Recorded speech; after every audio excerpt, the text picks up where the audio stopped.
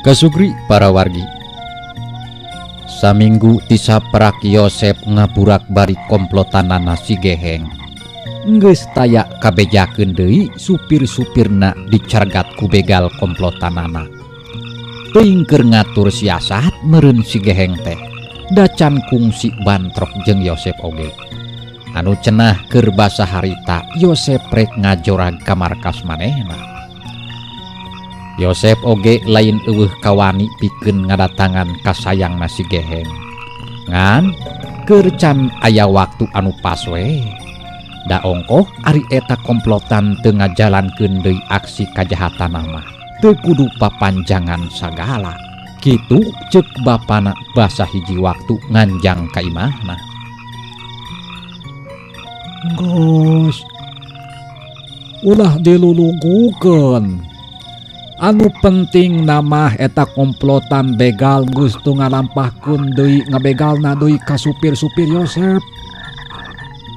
Meureun kapokeun menataya megat deui oge. Ceuk Karman basa waktu harita. Sumuhun Pak. Keun wios ari karapokeun mah da abdi oge sanes maksad ngajago. Ngan asa kabida-bina we ieu mah. Paling upami mirucaan deui mah maranehna tangtos abdi ge moal cicingeun. Nya gitu. Da boga ilmu atawa pangabisa teh lain keur ujug takabur asa aing wani. Satungtung bisa dibereskeun ku jalan lemes mah teu kudu make ributan sagala. Nya teu kudu make jalan kekerasan sagala rupa. Kitu nya jak. Kitu papatah bapana. Anu matak Yosep ge jadi batal niatna rek ngajorag ka markas si Geheng teh. Da satadina mah kajadian waktu harita patelak jeung komplotan si Geheng oge. Manehna moal bebeja ka bapana.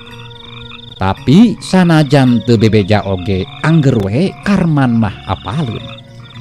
Puguh oge Karman anu ayeuna geus leuwih asak dina sagala tangtuna.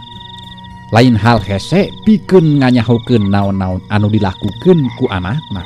Ku elmu mah eueuh anu mustahil sagalana oge. Bener cek bapak. Kenaon ngalulugukeun riributan satungtung maranehna teu ngagaranggu deui mah. Grentes hate Yosep anu harita keur diuk dina kursi di patengahan imahna. Ari pamajikanana mah kabeneran harita teh keur ulin kaninina nya eta buratna teh indungna Jahra. Ari Jahra teh indungna Yosep. Tapi da nyaaheun pisan buratna mah ka pamajikan Yosep teh asa kaincuk pituin we. Kasugri para wargi, cag heula carita ngeunaan Yosep mah urang tunda heula. Ayeuna urang malikan deui ka si Geheng. Disaprak peuting kajadian anak buahna diburak bari ku Yosep. Manehna isukna keneh oge langsung ngadatangan ka bapana. Teu jauh tidinya tempat bapana si Geheng teh teu kungsi meakeun waktu sajam-jam acan. Kacaritakeun harita si Geheng geus aya di imah bapana. Kabeneran da ari indungna mah geus pisah jeung bapana teh. Jadi di imahna ukur sorangan nya eta bapana. Dadeg jeung pangadegna serta pakulitanana tambleg we jeung si Geheng. Sarua cakeutrek jeung jangkung. Ngan bapana mah awakna henteu sesegting jiga si Geheng. Saha atuh hari bapana si Geheng teh para wargi? Ya insya Allah kin kapayun ge bakal kaguarnya.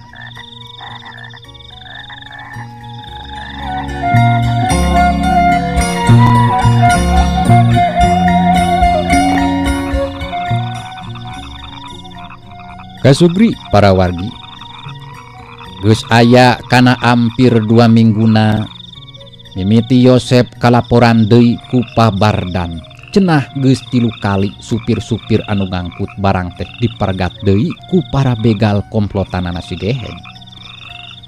Satadina mah Yosep teu hayang papanjangan diributan jeung komplotan eta begal bajing luncat. sakumaha papatah anu jadi bapana cenah ulah rek dilulugukeun teuing kana papaseaan. Ari sugan rek satuluina we eta komplotan si Geheng teu ngajalankeun deui bebegalna. Ari taun teh geuning kalah mikin meuweuh jiga anu ngahajakeun. Ari kitu mah teu bisa diantep jeung lain sabaraneun atuh. Eta bemengok begal komplotan si Geheng teh. Garentes Yosep ngarasa dicoo gado manehna ku eta komplotan begal. Kalawan derencepan teu bebeja ka sasaha boh ka pamajikanana, kitu deui ka bapana. Yosep mutuskeun rek ngajorag ka markasna si Geheng. Ari ka pamajikanana mah bebeja rek ka pabardan we, rek nanyakeun ngeunaan karugian barang anu dipaling ku begal teh. Kirawan cibada Isa, Yosep geus nyemprung ngajalankeun mobilna muru ka tempat si Geheng. Sakumaha anu dibejakeun ku anak buahna basa waktu peuting bentrok teh. Teu kacaturkeun sakumaha lila di jalana. Mobil Yosep geus asup ka wewengkon komplek anu disebutkeun ku anak buahna si Geheng keur waktu harita. Reg Yosep ngeureunkeun laju mobilna. Terus dikasisikeun ngahaja rada jauh di tempatna nu rek dituju markirkeun mobilna teh.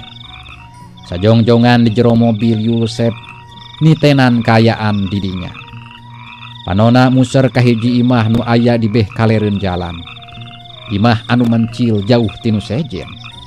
Katempona jiga anu ti iseunaker jaba paroek deui. Di hareupeunana ukur dicaangan ku lampu 5 watt. Moal salah deui, pasti ieu sayang si Geheng teh. Gerentesna bari juru turun kojengkang leumpang lalaunan muru ka eta imah. Sanggeus anjog ka hareupeun imah, reg Yosep ngarandeg.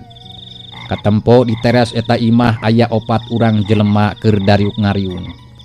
Pangawakanana rata-rata katempo di teras eta imah.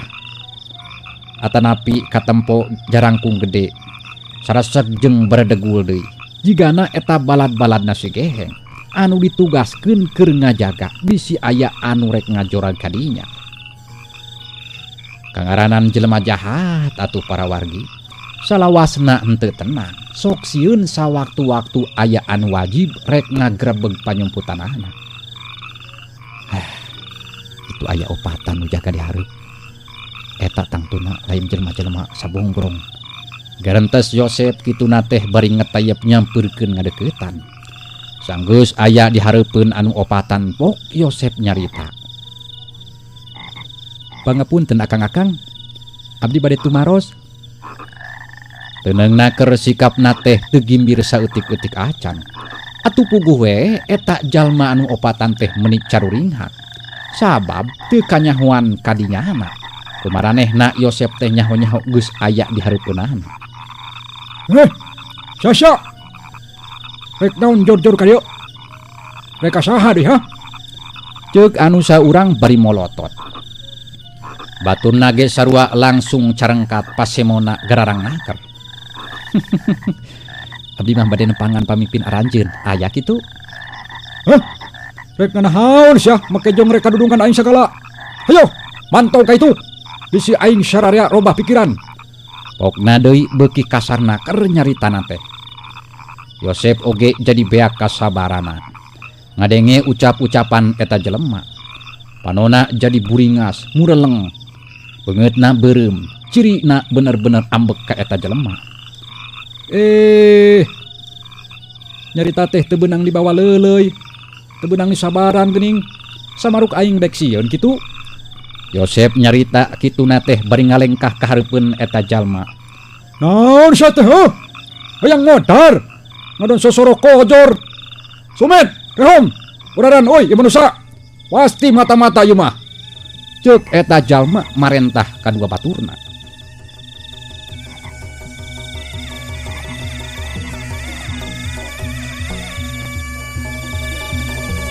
Atuh tengah engkekeun deui tiluanana surut seret ngaralugas bedogna muni pating gurilap katojo ku sinar lampu anu aya di dinya. Cenah naon geus ngeluarkeun bedog dasar manusia banci hungkul saria mah. Yosep ngaledek ka musuhna. Hah, wajar sia, mentong loba bacot. Hut.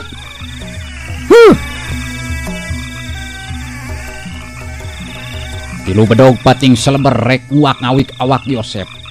Ari anu saurang deui mah harita eukeun nepokeun we bari leungeunna geus ngaragamang kana perah bedog anu nyelap dina cangkengna.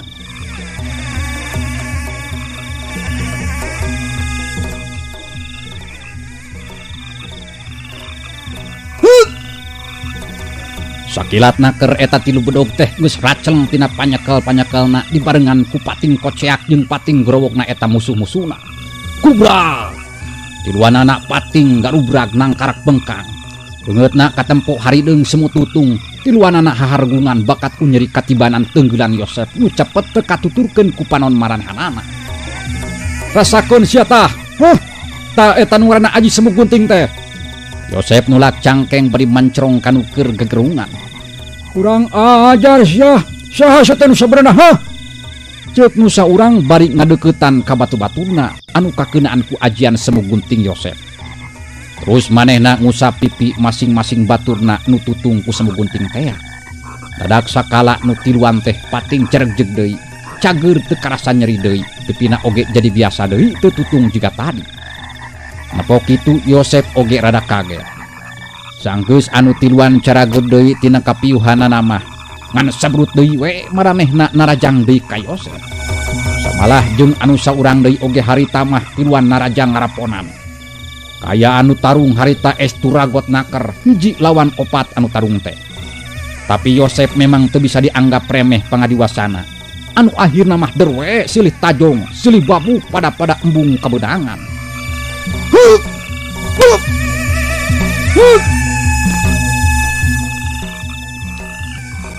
Yosep anu lemor teu mawa pakarang kaitung gesit jeung cepat tina miceunan sabetan-sabetan berna. Ngajadikeun lawana anu opatan dina jero hatena masing-masing geus mimiti hamar-hemir ngarasa aral tambah seber.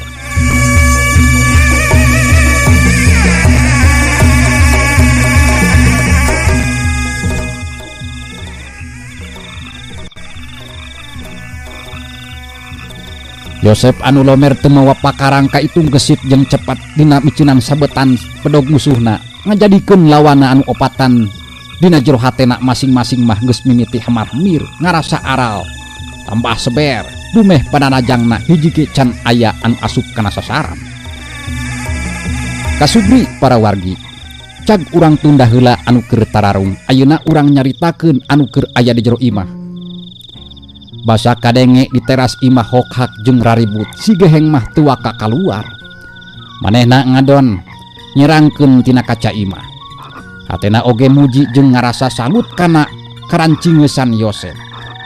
Kugerakan jeung ilmu jurus-jurus silatna nu meh-mehan teu katuturkeun ku panempo panon manehna. Jelema ieu jiga anu basa peuting di ulah ngaburak balik balad aing teh. Kasep jeung tu jiga jelema nu aya pangabisa. Jiga lulus lir keuyeub apu. Tapi gerentes si geheng bari panona teu lesot ngawaskeun kanu keur tararung.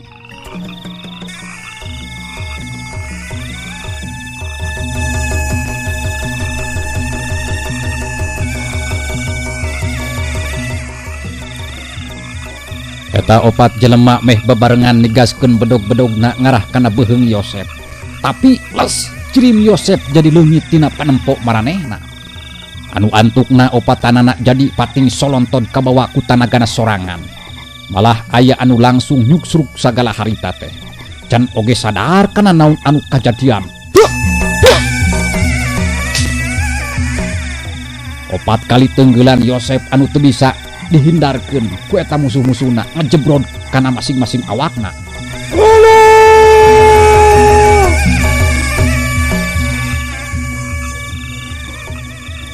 Anu opatan kontan pating garuak pating koceak anu antukna brak-bruk pating gedebut nang karak bengkang.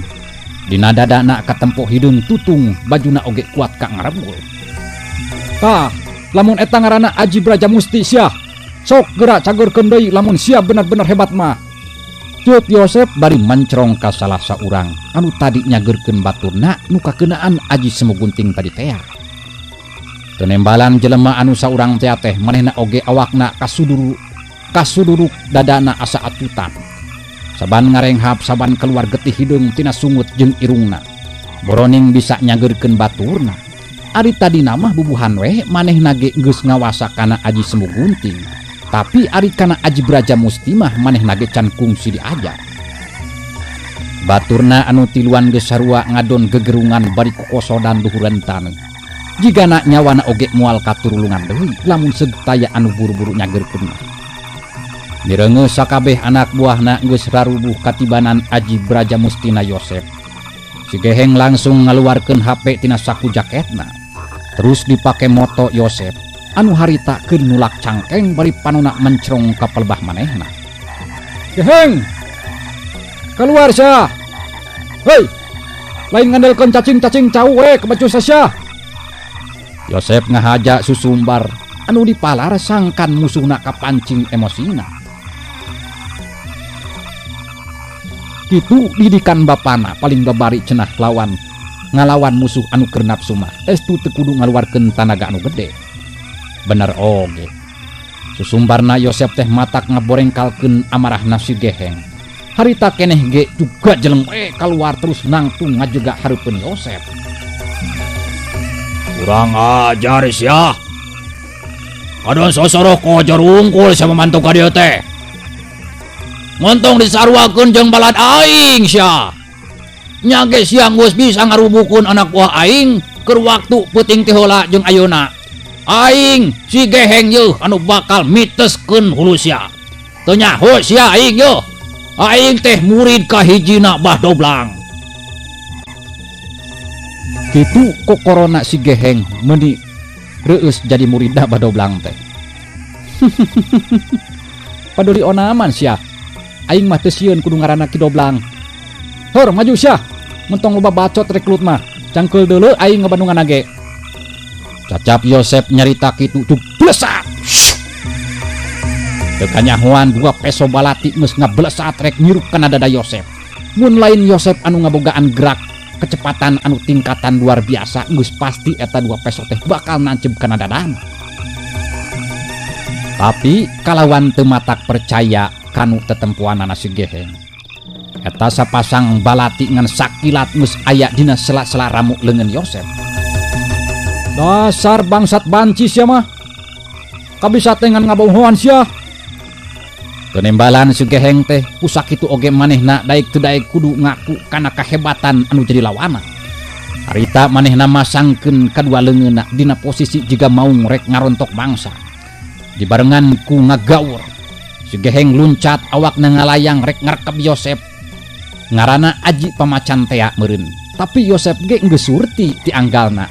Ikat awakna ngarendeg. Breh katempo kekemplong si Geheng nu keur ngalayang di luhureunana. Teu tatapas sini deui. Hiu! Ceprot!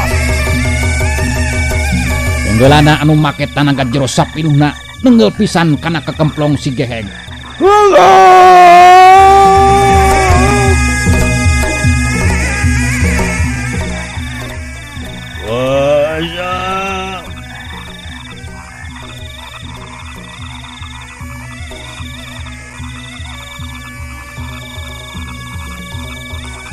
Kituna teh awakna bari ngalayang celek napak deui kana taneuh. Anteunang karak datangna oke manehna mah kawantu bisa keneh ngajaga kasaimbangan padana. Antuk namah gerwe duanana silih serang, silih tajong, silih tunggul, sarua pada cepetna, sarua pada lingasna.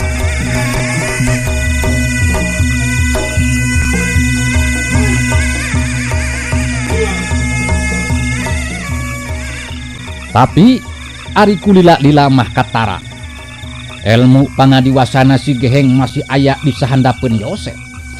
Sabaraha kali si Geheng kabeunangan ku tenggeulan-tenggeulan Yosep. Sedengkeun Yosep mah nepi ka harita oge acan fungsi kabeunangan sakali-kali acan. Dina hiji kasempatan nalika si Geheng ngajengkang alatan leungit kasaimbangan awakna, Yosep nyusul tepus ngagunakeun ajian Brajamusti anu tingkatana leuwih tinu tadi dipake ngarubuhkeun anak buahna si Geheng. polemat.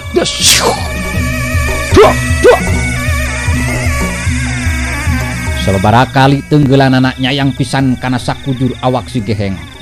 Anu antuk namah ngan kubrag we awak si Geheng ngagubrag nang karak bengkang. Awakna katempo ngebul jeung tutung katibanan ajian Braja Musti. Untungna awakna hideung jadi teka ciri tutung teuing. Napika kapaehanana si Geheng teh bakat ku teu kuat nandangan panas anu nyaliara dina sakujur awakna. Jaba nyerina oge lain dikira.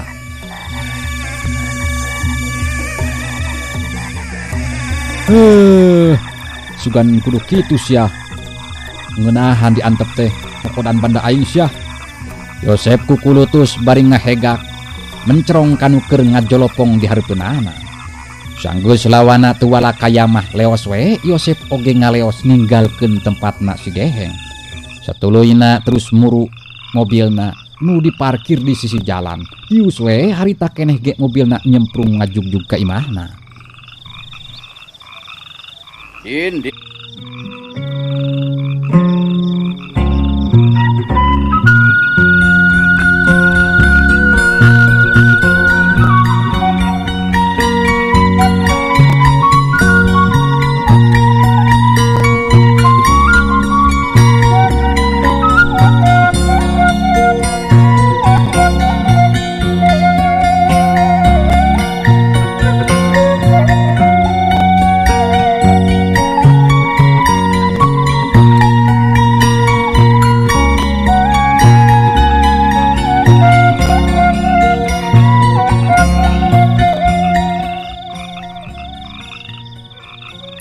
Kesugri para wargi kocapkeun deui si Geheng. Sanggeus aya kana setengah jamna kakara manehna lilir muniang tina kapiuhanana. Sanggeus ngubaran sakabeh anak buahna nu ngarandapan nasib sarua jeung manehna.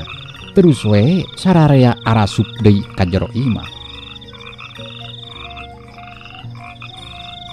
Marane sarariatung ka mamana. Dewek ayeuna rek nepungan ka bapa dewek, rek ngalaporkeun ieu kajadian. Bari sakalian rek ka imah badoblang, cenah diwarah tah mangkudu kitu batu teh. Cenah kituna teh bari tuluy kaluar. Anu saterusna ngagedik leumpang muru ka imah bapana.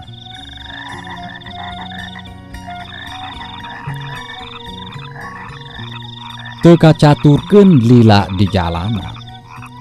Harita si Geheng geus aya di imah bapana nyaeta si hideung teh. Da di imahna si hideung mah taya sasaha. Si hideung mah geus teu boga deui pamajikan ti saprak indungna si Geheng tilar dunya oge. Si hideung teu kungsi kawin deui. Ongkohanan teu payu we deui da hese geuning neangan awewe anu bogohun ka manehna mah. Sajabaning ti awakna lestreng juga bujur katel teh jaba beungeutna oge pikasieun jeung korodok. Jaba deui kalakuan anak goreng patut surup kana kekecrekna. Da sanajan beungeut goreng patut oge ari kalakuan hade mahnya angger we ketang seuseut cenah para wargi. Semangga para wargi urang pusirkeun deui perhatian urang ya.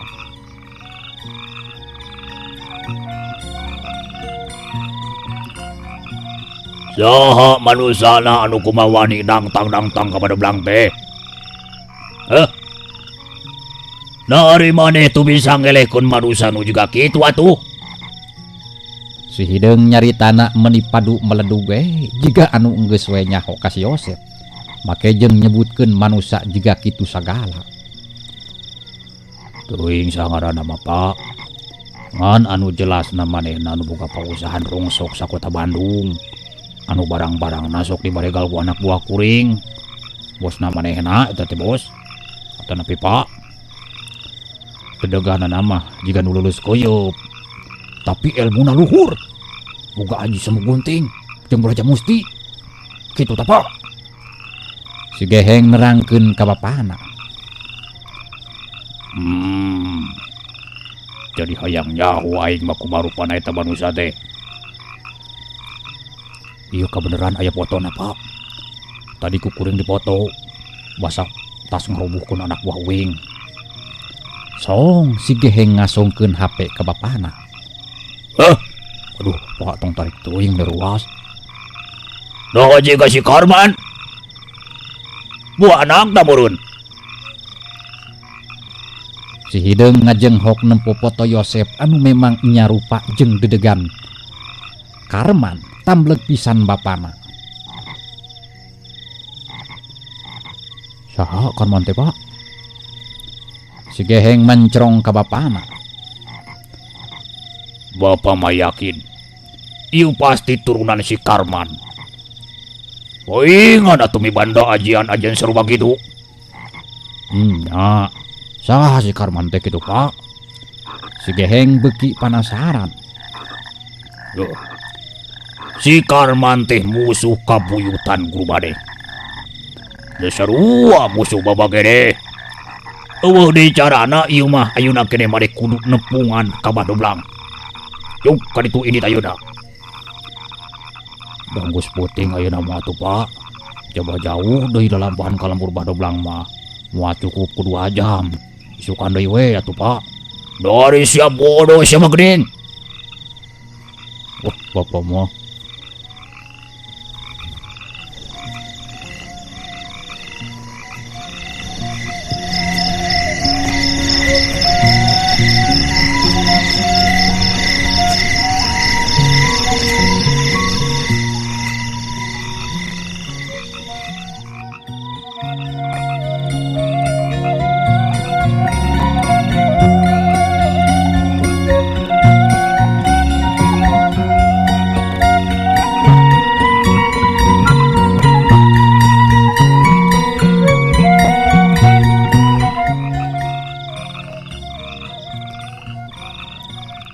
Kasugri para wargi. Gancangna ieu carita. Antukna si Geheng harita keneh turun ti imah bapana rek ngajugjug ka lembur Badoblang. Teka catur di jalan mah urang caturkeun geus nepi we. Harita wanci janari leutik. Si Geheng geus anjog ka imah guruna nyatana Badoblang. Imah anu ukur di kentengan ku jarami garing. Pindingna ku kardus jeung baliho urut caleg anu eleh basa kamari tea. Pantona oge sarua ukur di pindingan ku samping kebat nu dipantengkeun. Jabarangsak jaba geus belel deui. Ti iseun dihareupeun imah teh puguh keur mehjeuna ti brasare atuh waktu kitu mah. Di luar oge ukur sora jangkrik jeung gaang anu reang di sarada silih tembalan. Di luhureun tangkal caringin kadenge sora bueuk mepesan wanci anu kacida jemplingna.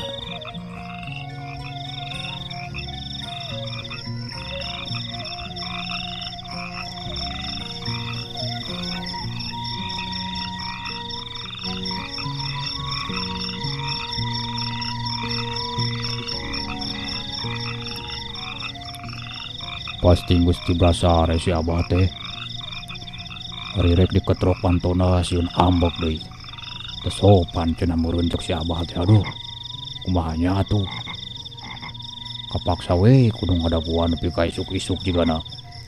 Geureunteu si Geheng bari gehek diuk dina golodog. Tapi karek oge aya meureun 10 menitan.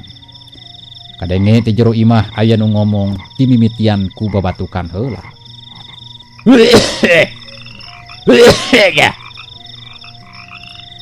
Kajero atuh.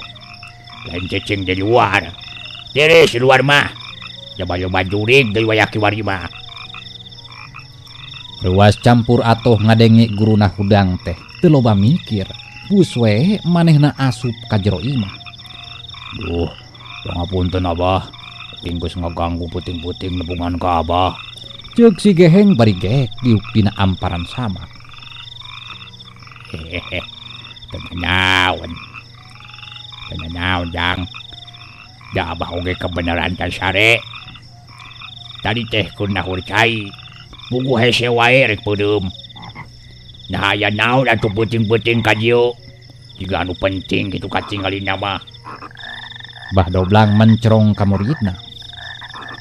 Nya Abah, penting pisan. Puguh uing teh rek aya beja kunun ka Abah. Pok. Atuh kanya guna caritakeun. Aya bejakeun naon ka abah teh ah. Mumpung abahnya keur nyalse. Atuh ngandrek-dek we si Geheng nyaritakeun sagala rupa anu geus kajadian. Nyaeta ngeunaan Yosep anu geus jadi hahalang kana kumaha langsungna usaha bebegalana. Teu poho dibejakeun oge yeun eta jalma teh lain jalma sabongbrong cenah. Da can nyahueun nepi ka danget harita oge si Geheng teh ari kana ngaranna mah nyaeta ka Yosep. Tah, kitu bah lalakuna mah. Tah, ieu fotona. Si Geheng mungkas caritaanana bari ngasokeun HP anu aya foto Yosep teh ka guruna. Teu kadul ku abah mah. Bisa digedekeun teu fotona. Cikan atuh tah ayeuna mah agung bah. Gebeg bah doblang hatena ngageter. Basa geus jelas mah kana foto Yosep. Kajadian sawatara puluh tahun katukang asa ngalangkangan jeung nerembongan deui. Bener. Kumaha bah? Bener. Bener ceuk sakumaha bapa maneh. Abah ge yakin sayakin-yakinna.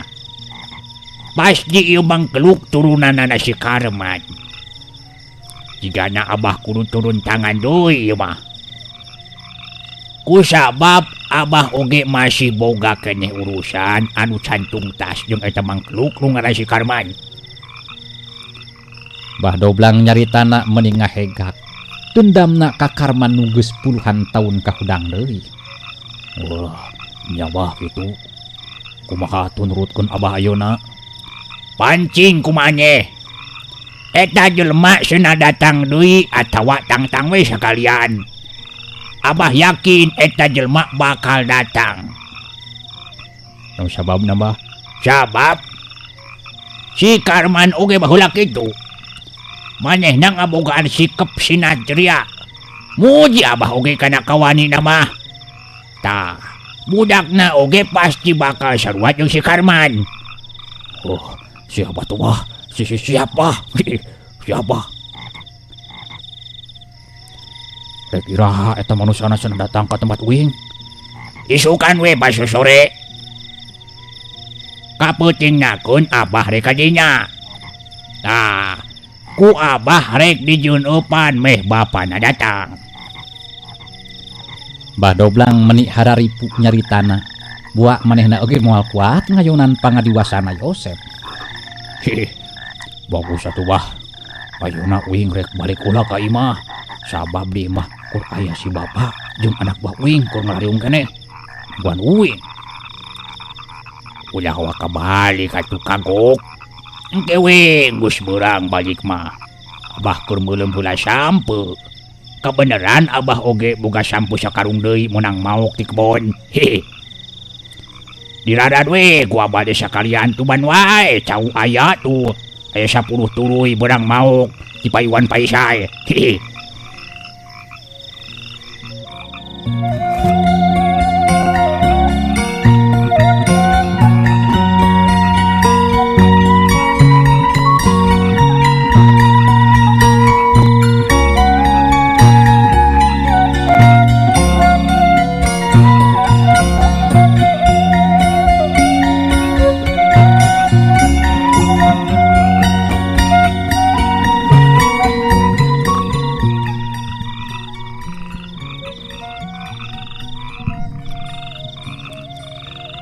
Kesugri para wargi kocapkeun isukna. Panon poe geus ngingsir ngulon. Sora manuk recet pating racelog dina dahan kai. Angin gunung ngahiliwir nebak kana tatangkalan. Dauna pating arulang pating garupai jiga anu ngabagiakeun kanu keur ngagandeang leumpang. Saurang lalaki awakna dedeg sembada jangkung gede.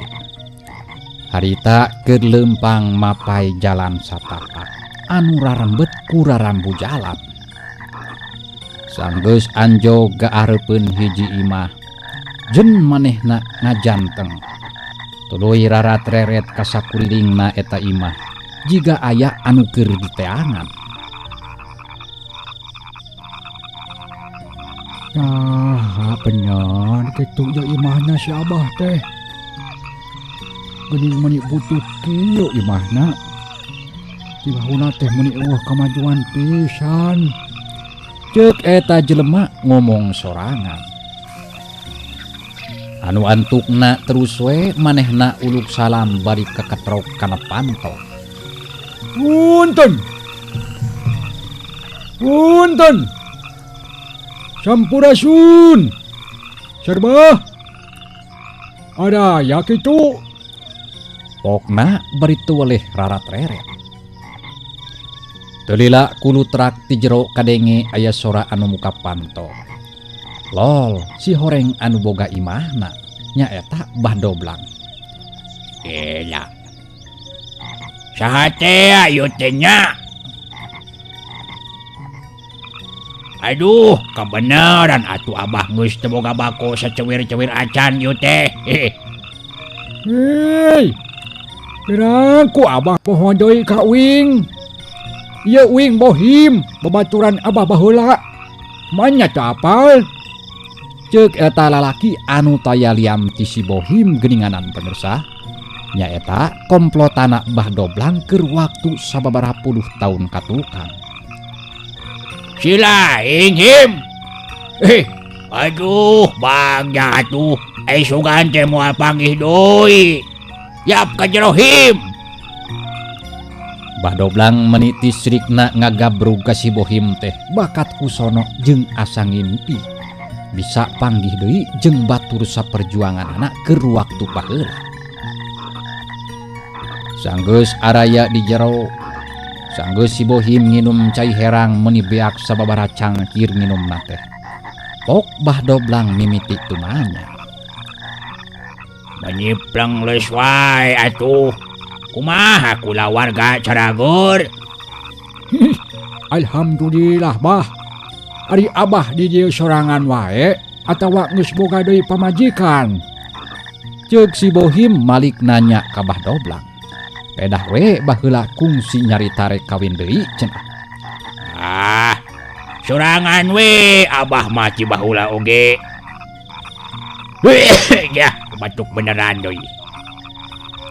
Lain. Ari maneh nyaho ti saha Abah aya di dieu? Meja cenah keur ngalasuluh Bah. Cenah sok papanggih jeung saurang aki-aki. Anu imahna nyaung-nyaung di sisi leuweung. Tah jadi Uing panasaran. Susuganan we eta beja teh bener. Jeung susuganan deui eta aki-aki teh Abah ai pek teh nya we geuning Abah. Nya syukur atuh ari kitu mah. Ari kitu minta di mana ayeuna? Hirup keneh kitu. Bah Doblang jadi kaingetan kasobatna anu sarua sakomplotan jeung si Bohim keur mangsa harita. Ari ngajenge beja mah paeh ditembak ku polisi cenah. Pedah eta ngabongkar kios sisi jalan kakepung ku polisi, kalah kalawan jadi weh ditembak gitu Bah. Keun bae lah ulah mikiran anu geus modar.